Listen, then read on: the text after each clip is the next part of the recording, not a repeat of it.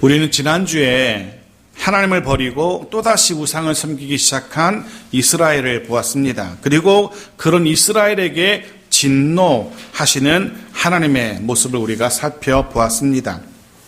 더 충격적인 모습은 그렇게 하나님께서 이스라엘을 하나님의 선하시고 하나님의 능하신 그 손에서 놓아버리는 충격적인 모습을 우리가 보게 되었습니다. 그리고 그로 인하여 하나님이 붙들고 계셨던 이스라엘의 손에서 놓아버리심으로 이스라엘 전역이 그동안 한 번도 침략을 당하지 않았던 유다 지파까지도 이스라엘 전역이 이방 민족으로부터 억압을, 핍박을 당하게 되는 모습을 보았습니다.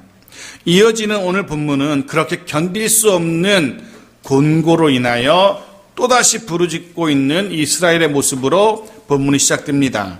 10절 말씀 같이 읽죠. 시작. 이스라엘 자손이 여호와께 부르짖어 이르되 우리가 우리 하나님을 버리고 바알들을 섬김으로 주께 범죄하였나이다 하니, 드디어 이스라엘이 또다시 살려달라고 하나님께 부르짖기 시작합니다. 또다시 이스라엘이 하나님 도저히 못 견디겠습니다. 살려주십시오. 도와주십시오. 구원해 주십시오. 부르짖습니다. 우리는 이제 짐작할 수 있죠. 압니다. 이제는 여러 번의 그런 과정을 통해서 이스라엘이 부르짖고 나면은 어떤 일이 이어질 것인지 우리는 짐작할 수 있죠. 어떻게 짐작할 수 있습니까? 이번에도 역시 하나님께서 부르짖는 이스라엘을 불쌍히 여기셔서 사사를 세우실 것이고 그를 통해서 핍박받는 이스라엘 공동체를 구원해 내실 것이다 는 것을 쉽게 짐작할 수 있습니다. 지금까지 그래 오셨거든요. 자, 과연 그런지 보십시오. 13절입니다. 같이 읽죠. 시작. 너희가 나를 버리고 다른 신들을 섬기니 그러므로 내가 다시는 너희를 구원하지 아니하리라. 그러므로 너희가 나 아닌 다른 신을 섬겼으니 그러므로 난 다시는 너희들을 구원하지 않겠다라는, 이스라엘 백성들이 상상도 하지 못했던, 정말 1도 생각하지 못했던 뜻밖의, 예상 밖의 하나님의 반응인 겁니다. 지금까지 하나님은 그러신 적이 한 번도 없었거든요. 사사시대를 거쳐오면서 아무리 그들이 우상을 섬기고 하나님을 배반하고 했었더라도 돌아와서 살려주십시오, 구원해 주십시오 막 울고 때렸으면 못 이기는 척 사사 세우시고 구원해 주셨던 하나님이셨어요. 그런데 하나님께서 다시는 너희를 구원하지 않겠노라 라고 선언합니다. 어쩌면 성경 66권에서 만날 수 있는 가장 충격적인 하나님의 선언일지도 모르겠어요. 더 이상은, 이전까지는 봐줬지만 이젠 도저히 못 봐주겠다, 다시는 너희들 구원하지 않겠다라는 하나님의 충격적인 선언입니다. 정말 이 선언이 하나님의 진심이고 정말이라면 이제 이스라엘은 더 이상의 소망이 없는 거죠. 그 누구도 이스라엘을 도와줄 사람들이 없습니다. 구원의 소망이 없는 겁니다. 사실 이스라엘은 마음 한구석에 믿는 구석이 있었거든요. 아무리 자신들의 삶을 흔히 말하는 개차반으로 살았다 할지라도 하나님 앞에 납작 엎드리면 마지막에는 그래도 하나님이 도와주실 거라는 일말의 희망을 가지고 살았던 이스라엘 백성들입니다. 이스라엘은 그렇게 생각하고 있었어요. 그런 경험을 통해서, 과거의 역사를 통해서 언제든지 하나님은 듬직하게 옆에 계시다가 내가 도와달라고 손만 내밀면 덥석 손을 잡아주시고 도와주시는 하나님으로 늘 그렇게 생각하고 있었어요. 하나님은 언제나 거기 계시면서 언제든지 나를 도와줄 준비가 되어 있는 하나님으로 알고 있었어요. 하지만 아니었습니다. 아니었어요. 하나님이 드디어 진노하시는 겁니다. 그래서 하나님의 백성임에도 불구하고 그 백성이 두들겨 맞고 아파하고 피 흘리고 눈물 흘리고 있는데도 불구하고 더 이상은 긍휼히 여기지 않으시겠다라고, 더 이상은 돕지 않으시겠다라고 말씀하고 계시는 겁니다. 어쩌면 이스라엘 입장에서는 하늘이 무너지는 듯한 충격적인 소식이었을 겁니다. 그런데 거기 그치지 않습니다. 하나님의 충격적인 이야기가 계속 이어집니다. 14절입니다. 같이 읽죠. 시작. 가서 너희가 택한 신들에게 부르짖어 너희의 환난 때에 그들이 너희를 구원하게 하라 하신지라. 하나님 뭐라고 말씀하시는 겁니까? 너희들이 섬기던 너희들이 택한 그 신에게 가서 도와달라고 해라고 말씀하고 있는 겁니다. 이전에 너희들이 하던 대로 너희들이 섬기던 그 많은 신들에게 도와달라고 빌어보라고 지금 하나님이 조롱하고 계시는 겁니다.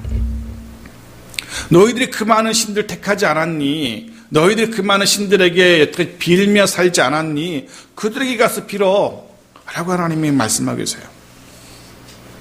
여기 사용되는 너희가 택했다라는 이 택하다라는 단어가 그냥 대충 보고 이렇게 고르는 걸 말하는 게 아니에요. 시험해보고 검사해보고 자세히 살펴보고 후회하지 않을 자신이 있어서 매우 신중하게 고르고 또 골라서 택했다라는 그런 의미의 단어입니다. 지금 이스라엘 백성들이 우상을 섬길 때 비교해보고 택한 거예요. 하나님을 섬길 때와 이런 수많은 우상들을 섬길 때와 어느 게 더 자신들에게 유리한지 어느 게 더 유익한지 자세히 비교 분석해보고 택했다라는 거예요. 너희가 그렇게 손익계산해보고 택했던 그 신들, 너희가 그래서 택한 신들 아니냐? 그러면 내가 아니라 그 신들에게 가서 도와달라 해야지 왜 나한테 와서 그러니? 라고. 여기까지 보면 정말로 하나님이 더 이상 하나님의 백성들을 도울 생각이 없으신 것 같아요. 때로 사실 하나님이 이렇게 말씀하신 적도 있었거든요. 도무지 안 되겠어. 너희들은 더 이상 내가 볼 때 도저히 너는 가망성이 없어라고 하신 적이 몇 번 있었어요. 하지만 금방 돌이키시고 금방 돌아서고 봐주고 그러셨거든요. 이렇게 다시는 돕지 않겠다라고 선언하시고 이렇게 조롱까지 하시고 너희들이 섬기던 신들에게 가라라고 이렇게 밀어서 내버리신 적은 한 번도 없었거든요. 정말로 하나님이 이스라엘을 버리신 것 같아요. 그런 생각을 해봅니다. 왜 하나님이 그렇게 사랑하시던, 그렇게 정말 죽고 못 살던, 그렇게 여기시던 이스라엘을 왜 이렇게 포기하신 걸까? 왜 이스라엘에게 이렇게 냉담하게 하시는 걸까는 생각을 한번 해봅니다. 왜 그럴까 갑자기 하나님도 드디어 지치신 것일까? 봐주고 또 봐주다가 품고 또 품으시다가 이제는 그만 지치신 것일까? 해서 이제는 그만 포기하고 싶으신 것일까? 하나님이 이스라엘에게서 더 이상의 일말의 희망도 발견하지 못하는 순간이 된 것일까? 하긴 이스라엘이 하는 짓 보면 이스라엘의 이 행태를 보건대 하나님께서 그러실 만도 하다라는 생각이 들어요. 저라도 이스라엘이 이 지경까지 간다면 저라도 그만 두고 싶다라는 생각할 만도 해요. 하나님 그래서 이제 지치고 해서 그만 포기하시는 걸까? 근데 아닐 겁니다. 하나님은 인간이 아니라 신이시기 때문에 지치신 하나님이 아니시잖아요. 하나님 지치신 게 아니에요. 또 하나님은 하나님이 택한 백성을 결코 포기하신 하나님도 아니셨어요. 무엇일까? 왜 하나님께서 이 백성을 포기하시고, 사실 이 백성에게 하나님이 무슨 희망을 가지고 이 백성을 택하신 거라면 뭐 그럴만도 한데, 사실 하나님이 이스라엘을 택하신 이유는 그들에게서 무슨 희망을 보았기 때문에 택한 게 아니지 않습니까? 나중에 이 백성이 나를 잘 섬길 거야 라는 대가를 바라고 그 백성을 택한 것도 아니었어요. 내가 이 백성을 사랑해주고 이 백성에게 공급해주면 얘들이 나를 반듯하게 섬기고 반듯하게 살아갈 거야 라는 그런 기대가 있었기 때문에 이 백성을 지금까지 봐준 게 아니었거든요. 그런 기대를 가지고 이 백성을 사랑한 게 아니었어요. 하나님 단 한 번도 무슨 대가를 바라거나 이 백성에게 무슨 희망을 걸었기 때문에 이스라엘을 택하시고 돌봐주신 게 아니었어요. 즉 하나님은 이스라엘 백성들의 어떠함과는 전혀 상관없게 무관하게 그 백성을 사랑해 오셨었어요. 근데 갑자기 왜 이런 냉담한 반응을 보이실까? 내릴 수 있는 결론은 하나입니다. 내릴 수 있는 결론은 하나예요. 이것도, 이런 냉담한 반응도 하나님의 사랑의 표현이라는 그런 결론을 내리게 됩니다. 그것도 하나님의 사랑의 표현이라는 거죠. 마치 부모가 말썽 부리는 자녀들을 향해서 도무지 꼴도 보기 싫으니까 이제 그만 나가라 라고 소리칠 때 있지 않습니까? 그렇다고 정말로 넌 내 자식이 아니니까 지금 나가, 이런 의미는 아니지 않습니까? 정신 차리고 좀 제대로 살라는 의미지 정말로 나가라는 의미가 아니에요. 아이들도 알아요. 그래서 나가는 아이들 없어요. 도저히 못 봐주겠다, 집을 나가. 근데 그래서 알았어요, 나갈게요. 그런 자녀들 없습니다. 자기 잘못을 깨닫고 돌아가길 원하는 부모의 마음이라는 걸 알고 있죠.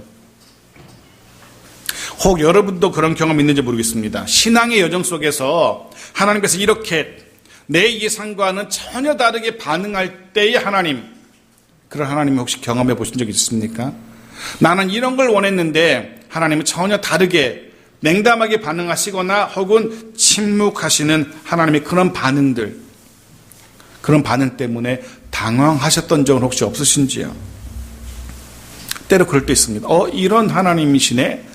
하나님, 내가 알던 하나님이 이런 하나님이 아니신데 왜 하나님이 이러시지? 라는 조금 당황스러울 때가 가끔 있습니다. 근데 잊지 마십시오. 그것조차도 나를 사랑하시는 하나님의 또 다른 사랑의 방법, 표현이라는 사실을 잊어서는 안 됩니다. 하나님 지금 이런 냉담한 반응으로 이스라엘 백성들에게 사랑하고 계신 거예요. 그런데 더 놀라운 장면이 이어져요. 분명 예전과는 다른 냉담한 하나님의 반응임에도 불구하고, 조롱 섞인 하나님의 거절에도 불구하고 이스라엘이 포기하지 않았다는 겁니다. 예전의 이스라엘 같으면, 우상을 택하고 우상을 섬겼던 예전의 이스라엘 같으면 하나님이 넌 끝났어, 내가 다시는 너희들 돌보지 않을 거야, 너희들이 섬기던 우상에게 가, 이러셨다면 이스라엘이 그래 알았어, 다시 바알에게로, 다시 아스타롯에게로 가지 뭐. 아니면 또 다른 새로운 신들을 찾아 나섰을 수도 있어요. 이전의 이스라엘 같았으면 그랬을 거예요. 그런데 그렇지 않습니다. 15절 보십시오. 같이 읽죠. 시작. 이스라엘 자손이 여호와께 여쭈되 우리가 범죄하였사오니 주께서 보시기에 좋은 대로 우리에게 행하시려니와 오직 주께 구하옵나니 오늘 우리를 구원내시옵소서 하고, 이스라엘이 다시 하나님께 매달리는 겁니다. 특히나 15절에 하나님 보시기에 좋으실 대로 하십시오라는 이 고백에 주목해 볼 필요가 있어요. 하나님 눈에 선하신 대로, 하나님이 원하시는 대로, 하나님이 기뻐하시는 대로, 하나님의 모든 처벌대로 우리가 받을 각오를 다 하고 있습니다. 어떤 벌도 달게 받을 테니 하나님 제발 도와주십시오 라는 그런 큰절한 매달림인 겁니다. 완전히 하나님께 맡길 테니까, 내 모든 삶을 하나님께 맡길 테니까 하나님 날 좀 도와주십시오 라는 간절함, 정말 간절함을 가지고 다시금 하나님께 매달립니다. 이전과는 완전히 달라진, 확연하게 달라진 이스라엘의 반응이에요. 이전에 그런 패역한 이스라엘 같았으면 하나님이 안 돼, 다른 신에게 가 있으면 아유 그래 그러고 말지 뭐, 치사하고 더러워서 내가 다른 신을 찾아서 나선다 했을 거예요. 근데 이스라엘은 이번에는 더 바짝 낮게 엎드리면서 하나님께 맡깁니다. 패시든지 죽이시든지 하나님 알아서 하시되 제발 도와주십시오 라고. 그리고 16절 보십시오. 더 놀라운 이스라엘 반응이 이어집니다. 16절이 참 충격적인데요. 같이 읽죠. 시작. 자기 가운데에서 이방신들을 제하여 버리고 여호와를 섬김에 여호와께서 이스라엘의 곤고로 말미암아 마음에 근심하시니라. 여기 이방신들을 제하여 버리고 라는 이 표현, 여러분들 그거 아시는지 모르겠습니다. 적어도 사사기의 기록 가운데 이스라엘이 스스로, 지금 마지못해서가 아니고 스스로 자기들이 섬기던, 자기들이 만들었던 우상과 우산의 제단을 스스로 제해버린 적은 단 한 번도 없었어요. 그런데 지금 이스라엘이 스스로 이방신들을 제하여 버리는 겁니다. 하나님이 제하라고 하신 것도 아니에요. 혹은 다른 지도자가 제하라고 했던 것도 강요했던 것도 아닙니다. 너희가 살고자 하느냐? 그럼 이거 제해라고 하나님 그렇게 요구하신 적도 없어요. 그들 스스로 우상의 신전을 부숴버립니다. 그들 스스로 우상을 제해버립니다. 이거 결코 쉬운 결단이 아니었을 겁니다. 무수히 오랜 시간 동안에 그 제단을 보수하고 무수히 오랜 시간에 걸쳐서 그 우상을 섬겼던 이스라엘 백성들이에요. 단 한 번도 우상을 제했던 적이 없어요. 그 우상을 위하여, 우상의 제단을 위하여 수많은 시간과 돈과 정성을 들였을 겁니다. 그런데 과감하게 포기합니다. 누가 그렇게 하라는 것도 아니었어요. 하나님이 조건을 걸어서 그거 부수면 도와주겠다는 것도 아닙니다. 그들이 알아서 스스로 이스라엘이 하나님의 그 냉담한 하나님의 반응으로 인해서 철저하게 깨닫게 된 겁니다. 하나님 외에, 여호와 하나님 외에 다른 신을 섬겨서는 안 된다는 사실을 정말 뼛속 깊이 이번에는 깨닫게 된 겁니다. 물론 나중에 가면 그것도 돌아서지만, 얼마 안 가지만, 인간이라는 존재가 원래 그래요. 그때는 뼛속 깊이 깨달은 것 같은데 금방 또 잊어버립니다. 여하튼 적어도 지금 이 순간은 이스라엘이 철저하게 깨닫게 됩니다.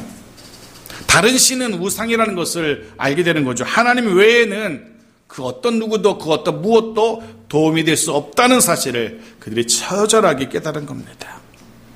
하나님의 그런 냉담한 반응을 통해서. 바라기는 하나님이 우리에게 그렇게 침묵하시고 냉담하게 반응하시기 전에 하나님 외에는 그 누구도 그 무엇도 우리의 도움이 될 수 없다는 사실을 미리 알았으면 좋겠어요. 하나님이 그렇게 혼나고 하나님이 돌아서고 우리를 조롱하시고 냉담하고 하는 그런 아픔 겪기 전에 미리 알아서 좀 그랬으면 좋겠어요. 그리고 나서 이스라엘은 그런 깨달음 후에 그리고 실제로 그의 삶 속에서 우상을 뽑아내고 제해버립니다. 이게 중요합니다. 중요한 핵심 여기 있습니다. 마음의 결단이 섰다면, 마음의 깨달음이 왔다면 어떻게 해야 된다는 겁니까? 그 결단이 삶의 변화로 이어져야 한다는 겁니다. 이스라엘 한 번도 삶의 변화로 이어진 적이 없었어요. 우상 섬기고 두들겨 맞고 울면서 도와달라고 하고 하나님 도와주시고 또 그럼 우상 섬기고 울며 도와달라고 그러고 하나님 도와주시면 또 우상 섬기고 계속 반복만 되었지 단 한 번도 그들이 깨달은 대로 삶이 변화된 적은 없었어요. 그들은 지금 삶이 변화되고 있어요. 우상을 제하고 있는 겁니다. 중요한 핵심이 이겁니다. 깨달았다면, 마음의 결단이 섰다면 삶의 모습으로 열매로 드러나야 된다는 겁니다. 우리도 자주 결심하고 결단하곤 하잖아요. 연말 연초에도 그렇고 뭐 주초에도 그렇고 무슨 일을 앞두고도 그렇고 결단할 때 많잖아요. 결심할 때 많잖아요. 저도 사실 이 말씀에 참 부끄럽고 그렇게 열심히 살 뺀다고 했지만 오히려 더 찌는 제 모습 보면서 작년에 그렇게 난리를 쳐서 5kg 뺐더니만 도로 6kg가 찌고 막 이런 말도 안 되는 일이 일어나긴 하던데 뭐 저의 문제만도 아니죠. 여러분도 마찬가지잖아요. 흔히 말하는 작심삼일 그런 경우 얼마나 많습니까? 결심하고 결단하고 해봤자 그게 며칠 가지도 않고 그게 계속 반복되잖아요. 이스라엘도 그랬어요. 근데 지금은 적어도 지금만큼은 우상을 제하며 삶의 변화로 이어져요. 바라기는 우리의 결단, 그 결단과 결심들, 그 거룩한 결단과 거룩한 결심이 거기에 그치지 않고 우리 생각을 변화시키고 우리 행동을 변화시키고 우리 습관도 변화시키고 우리 인생을 변화시키는 데까지 나아가야 할 겁니다. 이후로 우리의 삶이 정말 하나님이 기뻐하시는 그리고 주변 사람들도 인정할 만한 그런 삶으로 실제로 변화되어가는 우리 모두가 되어지기를 간절히 소원합니다.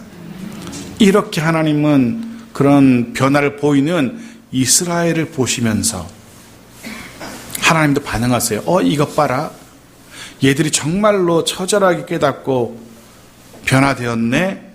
하나님도 보셔요. 히브리서 말씀 묵상하면서 히브리서의 말씀이 떠오릅니다. 히브리서 12장 11절 보십시오. 같이 읽죠. 시작. 무릇 징계가 당시에는 즐거워 보이지 않고 슬퍼 보이나 후에 그로 말미암아 연단받는 자들은 의와 평강의 열매를 맺느니라. 말씀드린 것처럼 이스라엘을 향한 하나님의 침묵, 하나님의 징계는 어쩌면 또 다른 열매를 맺게 하시려는 하나님의 또 다른 사랑의 표현이었던 것 같습니다. 때로 하나님의 자녀들 징계, 고난을 통해서, 때로 하나님의 침묵하심을 통해서도 성장하고 성숙해지기도 합니다. 해서 뜻하지 않았던 고난의 시간이 다가온다면, 그보다 더 견디기 힘든 하나님의 침묵의 시간이 내게 다가온다 할지라도 잘 이겨낼 수 있기를, 또 다른 하나님의 사랑의 방법이라는 걸 아시고 잘 견뎌내고 이겨낼 수 있기를 바랍니다. 오늘 본문의 이스라엘은 그렇게 잘 견뎌내고 오히려 더 성숙한 모습을 보여줘요. 그렇게 성숙한 모습을 보여주자 하나님도 반응하십니다. 16절 다시 보십시오. 같이 읽죠. 시작. 자기 가운데서 이방 신들을 제하여 버리고 여호와를 섬김에 여호와께서 이스라엘의 권고로 말미암아 마음에 근심하시니라. 보십시오. 제하여 버리고 여호와를 섬김에, 그렇게 하니까 하나님이 어떻게 하세요? 하나님이 마음에 근심하셨다라고 기록해요. 이스라엘의 그런 곤고함을 보시고 눈도 깜빡하지 않았어요. 이스라엘이 도와달라고 부르짖었는데 귀도 듣지 않았어요. 귀를 닫고 듣지도 않았어요. 그런데 그들의 삶을 변화시키자, 그들의 변화가 말에 그치지 않고 삶으로 이어지자 하나님이 어떻게 하신다는 겁니까? 마음에 근심하셔요. 그들을 향한 긍휼이 다시 하나님의 마음속에서 샘솟기 시작한 겁니다. 마음 아파하시는 거예요. 드디어 이스라엘의 공고를 보고 마음 아파하셔요. 근심하다라는 이 단어는 히브리어로 탁차르라는 건데요, 도무지 참을 수가 없게 된 모습을 말해요. 도무지 참을 게 없어. 마음이 막 조급해지고, 내 백성이 저렇게 힘들어하는데 도무지 참을 수가 없구나, 그런 마음이 드디어 들기 시작하는 겁니다. 고통하는 이스라엘을 보면서 하나님이 마음 아파하십니다. 저와 여러분을 바라보시는 하나님의 마음도 그럴 겁니다. 우리에게 침묵하시며 냉담하시며 그런 하나님이지만, 하나님의 마음은 그런 우리를 보시면서 마음 아파하신 하나님. 그리고 그렇게 하나님이 근심하셨다라는 이 표현은요, 더 이상은 이스라엘을 그냥 두지 않겠다라는, 이스라엘의 그 곤고함, 이스라엘의 그 비극을 그냥 내버려 두지 않겠다라는 하나님의 결의를 보여주고 있는 겁니다. 하나님이 개입하겠다라는, 도와주겠다라는 그런 선포인 거죠. 하나님께 드디어 이스라엘의 부르짖음을 돌아보시고 돕기로 작정하신 거예요. 자, 다시 본문으로 돌아갈 겁니다. 그렇게 이스라엘이 자신들의 잘못을 깨닫고 우상 버리고 하나님을 섬기기 시작했어요. 그러면 우리가 생각하기로는, 하나님 백성도 깨닫고 새 삶을 살게 되었고 하나님도 마음을 돌이키시고 돕기로 하셨고 문제가 다 해결됐잖아요. 그러면 이제 흔히 말하는 탄탄대로 불행 끝 행복 시작일 것 같죠. 과연 그런지 17절 보십시오. 17절 같이 읽죠. 시작. 그때에 암몬 자손이 모여서 길르앗의 진을 쳤으므로 이스라엘 자손도 모여서 미스바의 진을 치고. 인생이 참 헷갈리고 참 쉽지 않은 게 이런 것 같아요. 내 마음도 돌아섰고 내 삶도 변화되었고 하나님도 그 변화 보시고 기뻐하시고 하나님도 돕기로 작정하셨고, 그러면 문제가 없잖아요. 이제 좋은 일만 일어나야 되잖아요. 인생이 그렇지 않은 것 같아요. 보십시오. 그때에 이스라엘도 뉘우치고 하나님도 마음을 돌이키시는 그때에, 그러면 좋은 일만 일어나야 될 것 같은 그때인데 어떤 일이 일어납니까? 전혀 상상도 할 수 없었던 암몬 자손이 군대를 몰고 이스라엘을 치러 온 겁니다. 이제 겨우 정신 차리고 하나님을 제대로 섬기려고 하는데 뜻밖에도 예상치 못한, 감당할 수 없는 사건이 이스라엘 공동체에 일어난 겁니다. 어쩌면 이스라엘 백성 입장에서는 그렇게 생각하는 사람이 있을 거예요. 우리가 잘못했나? 하나님을 섬기기로 한 거 잘못한 건가? 우상을 제해버린 거 잘못했나? 우상을 제해서 우리가 이런 엄청난 시련을 당하게 된 걸까? 이전에는 우상 섬길 때에는 가끔 와서 괴롭히던 적들이 이제는 완전히 날 죽이려고 달려드는 거예요. 우상을 제한 것이 문제가 있었다라고 이야기하는 사람도 분명히 있을 겁니다. 그들은 그렇게 말할 거예요. 거봐, 내가 뭘 했어? 우상을 섬긴 것, 우상을 제해버리면 큰일 난다 했잖아. 이제 어떡할 거야? 암몬이 우리를 쳐들어왔어. 우리가 맞설 힘도 없는데 어떡할 거야? 이전에는 조공이나 좀 바치고 좀 괴롭혔더라도 몇 대 맞고 다시 일어나면 되는데 이제는 완전히 우리를 죽이려고 달려드는데 어떡할 거야? 그러길래 우상 버리지 말라 했지. 그렇게 말하는 사람들이 생겨나기 시작할 겁니다. 우리도 가끔 그런 경험합니다. 이런저런 시련을 통해서 다시금 신앙을 회복하기 시작하려고 할 때, 막 이제 신앙을 회복하고 좀 신앙의 맛, 믿음의 맛 이런 것들을 이제 막 겨우 알아가려고 하는 그때에 갑작스럽게 예기치 못한 더 큰 위기 상황을 만나곤 합니다. 그럴 때 주변에서 그러죠. 네가 교회 가서 그런 일이 생긴 거라고. 네가 교회 가니까 그런 일이 생겼다라고 말하는 사람들 많습니다. 참 답답하고 마음 아프고 하지 않습니까? 이스라엘이 지금 그런 입장에 처한 거예요. 근데 우리는 압니다. 이스라엘의 역사를 알기 때문에, 성경의 이야기를 알기 때문에 이미 하나님의 마음이 이스라엘에게 기울었다면, 하나님이 이스라엘을 돕기로 하나님 편에, 이스라엘 편에 서기로 했다면 이 전쟁은 보나마나 이스라엘이 이길 거라는 것을 우리가 짐작합니다. 결국 이 전쟁도 승리로 끝날 거라는 것 우리가 알고 있습니다. 이 시련 순간이라는 사실을, 결국 하나님의 백성을 더 단단하게 하시려는 하나님 또 다른 계획이라는 것을 우리가 알고 있습니다. 흥미로운 것은 암몬 자손이 모여서 진을 친 이 장면과 거기에 맞서서 이스라엘도 뭐 해보려고 모였어요. 그렇지 않습니까? 10절에 그렇게 말하죠. 암몬 자손이 모였고 그러자 길르앗 근처의 사람들로 이스라엘 자손도 모여서 진을 쳤대요. 겉으로 볼 때 한번 해보려는 그런 모습인 것 같잖아요. 암몬도 모였고 이스라엘도 모였고. 그런데 흥미있는 것은 이 단어가 달라요. 암몬이 모였다라는 것은 군사적으로 훈련된 사람들이 모여서 모이는 그런 모습을 뜻하는 단어예요. 군대의 모임을 말하고요. 이스라엘이 모였다라는 이 단어는요, 말 그대로 사람들이 그냥 오손도손 모여있는 그런 모습을 말해요. 전쟁을 준비하기 위해서 모이는 것이 아니라 두려움으로 겁나가지고 모여서 어떻게 하면 좋지라고 그렇게 모여있는 걸 말하는 거예요. 완전히 다른 모임이에요. 한쪽은 전쟁을 완전히 준비하고 전쟁을 하기 위해서 모인 거고, 한쪽은 두려워서 모인 거고. 당연히 우리는 이 둘이 싸우면 전쟁을 연습하고 전쟁을 훈련하고 준비되어 나온 사람들이 이길 거라는 것을 알죠. 그게 상식이잖아요. 하지만 하나님께서 이스라엘 편에 이미 서기로 하셨기 때문에, 하나님이 이 백성 보시고 마음이 근심하셨다라고 하나님 편으로 마음이 기울었기에 우리는 이 백성들이 이긴다는 사실을 알고 있습니다. 일방적으로 이스라엘이 이길 겁니다. 이게 다음 주부터 그런 모습을 볼 건데요. 성경은 지금 이 모인다라는 단어를 통해서 겉으로 볼 때는 이스라엘 지겠지만 하나님이 그 마음을 이쪽에 두셨기 때문에 이길 거야 라는 것을 우리에게 들려주는 겁니다. 이야기하는 겁니다. 말씀을 정리합니다. 말씀을 정리하겠습니다. 먼저 아실 것은 하나님은 결코 저와 여러분을 포기하지 않으신다는 것 꼭 기억하십시오. 하나님이 이스라엘을 포기한 게 아니었어요. 하나님은 우리를 포기하지 않습니다. 결코 포기하지 않습니다. 우리의 어떠함 때문에 우리가 때로 하나님 보시기에 말도 되지 않는 삶을 산다 할지라도 놀라운 건 하나님이 그런 우리를 포기하지 않는다는 거예요. 그래서 우리가 소망이 있는 겁니다.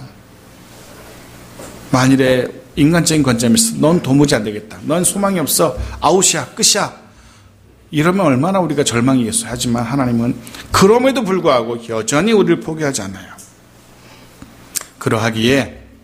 그러하기에 여전히 하나님의 은혜 속에, 하나님의 돌보심 속에 우리가 살아가고 있는 겁니다.